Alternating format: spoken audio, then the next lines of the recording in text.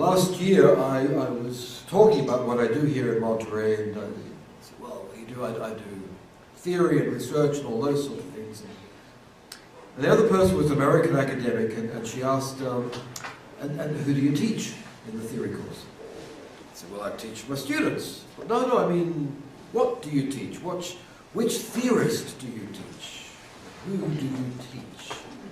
And I was really stuck. I was thinking, well, actually, I don't have a great respect for many of my colleagues in this particular field.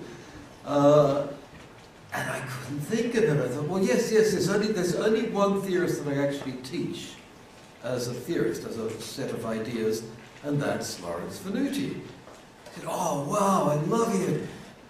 And I said, well, yeah, I teach him, but, you know, with reservations. But I think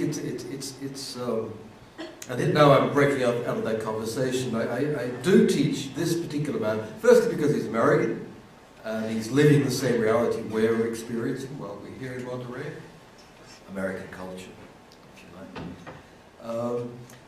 And secondly, because he has a very coherent set of ideas that stimulate people to think about what they're doing when they translate. Okay? And his topic is visibility. Visibility doesn't mean the physical act of being able to see somebody, although it could. It really means being publicly known. Generally, translation is one of those things that is considered invisible and good to be invisible and becomes visible when it goes wrong. I want to share with you a few experiences, or a few actually press clippings of translation going wrong and becoming visible. Visible here in the Spanish press. 40 police in Malaga interrogated for corruption. Well, there's nothing new there. Well, 40 is a lot. But then 2 interpreters arrested. One of them accused of selling information. At last, we've got into the headlines. Another press clipping from the same source. 3 police interpreters sentenced for falsifying the nationality of immigrants. Interesting. Okay, at least we're intervening, at least we're doing something actively in this immigration problem. This I like particularly. 2 sworn translators. Sworn translators mean they're really translating in court in Spanish context. Arrested for relations with money forgery operation. Well, at least they're getting more money. We hope they were getting more money before they got arrested. Perhaps not real money, but you know. This one I particularly like. Trial suspended because Chinese translator does not know Spanish. Come on, at least we're visible, okay? When we're incompetent, if you read down, the judge just suspended the trial because he had no idea what the interpreter was saying. And my favourite is this last one. Trial suspended because the only translator of Chinese was the accused. Okay, so it's not true that translators and interpreters here are always invisible. In Spain, at least, they tend to become highly invisible, but not in the way we would really want. Okay, and the question is, really, is there a kind of visibility that is on this side of public scandal or illegality? And what would it be like? And how would it relate to the kind of invisibility that many of us are trained to aim for? In our classes, I don't know if you've had this experience, but it's sometimes said, you know, the translation is good when people read it and they don't know it's a translation. What does that mean? The act of translation has been effaced. The translator works so well that it reads like a non-translation. Invisibility. As an ideal that is, I think, taught in many translation classes, and not just in the United States or Britain. But we'll ask about that later. Now, Venuti's argument, and you've all read the text, haven't you? Some of them have, yes. It wasn't too hard. His argument is really quite clear and succinct, and I hope that this summary will not offend you, although we'll go over it later. Offend you as being reductive. First argument is that the ideal among what he's terming Anglo-American translators, United States and Britain, the ideal is to be invisible, and he picks this up in press clippings and reviews of translators. Good translator, not there. Translated well because I didn't know it was a translation. Things like that. This means they are not publicly appreciated. That seems to make some sense. Hence, they are underpaid. Hence, their contracts are usually on the basis of work for hire. Here his point really concerns literary works where an author will get a commission, a percentage of future sales, that is royalties, and a few translators, it seems, are paid that way. They sell work for hire. You sell your labor by the hour, in this case, or by the thousands of words, or whatever. The upshot of this is that in these cultures there are very few translations because it's not a rewarding profession, so people don't go into it, people are not aware of it. The level of translations is low. Venuti gives the statistics. The percentage of, in the United States, percentage of translated books to non-translated books is 2 to 4%. Okay, of all the books published, if you have 100 books published, 2 to 4% will be translations, whereas if you go into most other cultures, the percentage is much higher. In French, Spanish, 20-25%, German, 35 and above. Almost any other culture or language of book production has a higher percentage. So this would fit in. This means that Anglo-American culture remains virtually ignorant of foreign cultures because of the low presence of foreign texts on their bookshelves, which is what he's looking at, bookshelves, book translation. And the result is that Anglo-American culture, Venuti says, it is scarcely an exaggeration to say that this culture is imperialistic abroad and xenophobic at home, said by an American academic. That sounds pretty bad. So if this chain of logic is correct and every link is solid, causal, we could change the last one by changing the first one. If we translated differently, more visibly, we would get more money, we would be appreciated, we would get better contracts, you would then have a worthwhile economic activity, you would have more translations being produced, more discussions of translations in the press, more awareness within this culture of foreign cultures, and less imperialism and less xenophobia, and all things good will happen if only we can change the way you translate.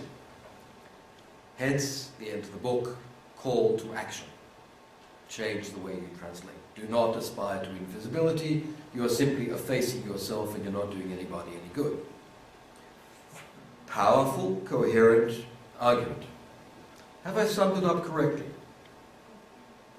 What could be wrong with that argument? Oops, yes. Well, as you were going, you're speaking of, so if we make them more visible and people, well, there's two things. If they're more visible, you have to change the paradigm that people have of, well, I don't know, how do you make them visible without people thinking it's a mistake? I mean, in the parts of the book, parts of the chapters that I read, it says that the only time anyone notices it is if there's something wrong with it. Well, how do you get them to notice it without there being something wrong with it? There's that one. And then the second one I was thinking is okay, so translation becomes more appreciated and it becomes discussed more. The only problem is when you discuss translations, at least to my mind, you have to be familiar with both languages to some degree or another. And the vast majority of people aren't in America or Britain. They don't speak more than one language. Yes, okay, so there are two good reasons, or to have some doubts here. Visible to whom? and in what way, and is visibility necessarily via mistakes and errors. For the first one, Venuti does give examples of what he terms, going back to Schleiermacher, foreignizing translation. That there is a way of translating a text so that the syntactic structures and the mode of thought of the foreign culture shines through the target language. And we all have experience of that. You've all picked up a text and read it and said, well, it's in English, but it's a translation. I can see the other language, the other mode of thought coming through. So I think there is that neutral ground for playing, not neutral, but there is an overlap ground where it's not wrong, it's not stupid, it's not idiotic to do some things, but you can make, especially literary language, sound foreign in English. If you can do that, then you can create discussion of the foreign without extensive knowledge of the foreign language. Would be Venuti's argument. Okay? But, yeah, you can see some of the potential weaknesses here. I want to go over, hold on, I got my flavour of the week, with apologies to people who were in the course on the talk on Monday. I'd like to compare this with ecology, translatology, eco, like ecology. All right. If it's the abbreviation you want to go on. It's not an abbreviation. This is Chinese translation theory to save the world. But Venuti's going to save the world. I just want to compare that set of arguments with this view of translation, which has, I've discovered, an International Eco-Translatology Association. It has its second conference in Shanghai, actually this month, and people are talking about it. And this is for the sake of the Chinese people who complain, oh, we never do anything Chinese. This is your big chance. No, your little chance. This is of some interest, okay? To compare with the kind of argument you just saw, all right? Eco-translatology, what does it do? All right. This is from the programmatic text of the conference. The translator both adapts and selects, which is good, so translators are not just visible, they're adapting and selecting, they're active, they're intervening, in accordance with the specific configuration of the translational eco-environment. So this sounds pretty good. You will have noticed that translation theory in the West has been going from the text to context, to wider views of language through pragmatics, then the incorporation of sociological notions, the identity of the translator, the sorts of things we've been doing. So this is very encouraging to see that we're not just talking about the text, the king that was dethroned, said Vermeer. We're now talking about the entire environment, all the elements around the translator. The aim is therefore to describe these translational activities, including the essence, process, criteria, principles, methods, and phenomena of translation, in terms of such ecological principles as holism, relevance, dynamics, balance and harmony, together with ecological aesthetics. Now this is a very clever set of ideas because it draws on what are considered the fundamental principles of traditional Chinese philosophy: harmony, balance, ecology, the system, all working together. And it's the perfect product. If I were in China trying to sell something Chinese to Western intellectuals, this is what I would do. Because it's sort of going to where Western intellectuals want to go anyway, with a wider attention to context, but it's pointing out that in Asian philosophy, these ideas of the wider context and being in tune with the wider whole have been there for a long, long time. We have only to go back to them and rediscover them. Now, if I compare those two ideas, one is a way of studying the relation between translator and context in terms of harmony, dynamics and balance and holism. And then venuti, or indeed most of the people in Western translation theory who've talked about translation and society, there's one alarming difference, that the Westerners, almost all of us, are into fighting, antagonism, the struggle, the opposition, the critique, the we've got the answer, you guys haven't got the answer, we're better than you, we've got the way to go forward, this is what you have to do. And I come here and all that has sort of disappeared, and we can, with attention and some calm, work in relation to all the elements to strike what I was seeking elsewhere as cooperation.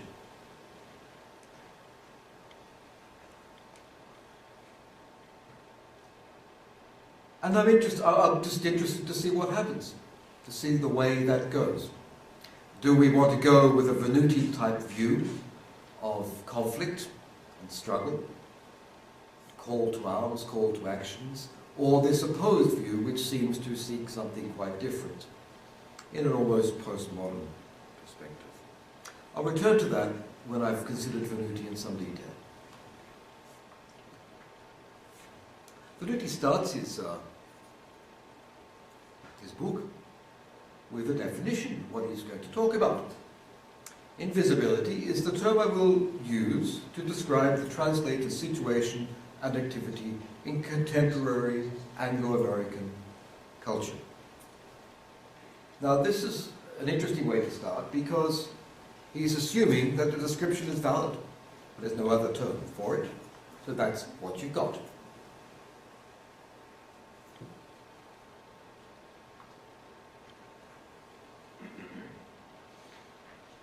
How can you see something that's invisible? If it's there and it's invisible, how can he see it? And is he the only one? And if some people can see it, then it's not invisible. You have to describe somehow this position of the person who can see as opposed to the vast majority who cannot see. You have to attribute yourself with some epistemological enlightenment.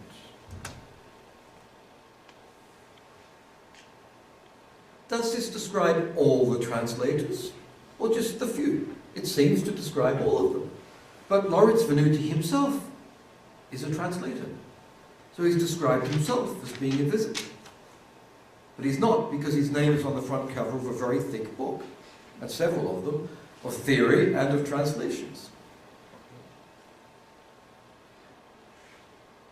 And then, fair enough, if there's a thing called Anglo-American culture, does this mean that only the translators in that culture are invisible?